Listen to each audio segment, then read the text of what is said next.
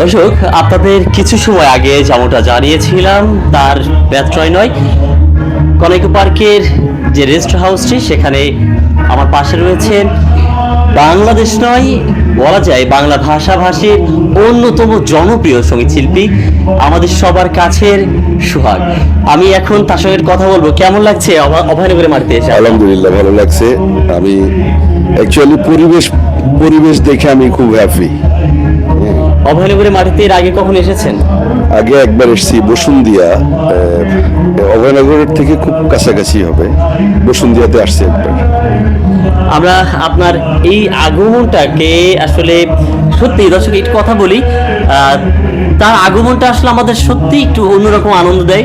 এইভাবে একজন সঙ্গীত শিল্পী, বাংলাদেশ নয় বাংলা ভাষাভাষীর অন্যতম একজন সঙ্গীত শিল্পী, যাকে খুব কাছ থেকে পাওয়া সত্যি একটা অনবদ্য বিষয়।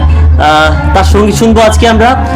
আজ রাতে তিনি সঙ্গীত গাইবেন। অল্প কিছু সময়ের মধ্যে তিনি আসলে এই কনাইকো পার্কের সঙ্গীত অঙ্গনে তিনি যাবেন এবং ইতিমধ্যে আপনারা শুনতে পাচ্ছেন মিউজিশিয়ানরা আসলে এই সঙ্গীতের কারুকালাম নিয়ে ব্যস্ত আছেন।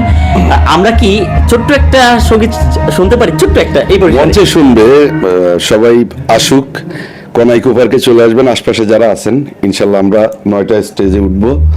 তবু দর্শকদের জন্য ছোট্ট একটা লাইন। চাঁদের মতো মুক্তি যখন ভাসত নয়ন জলে, আদর কইরা মুইছা দিতাম গালে।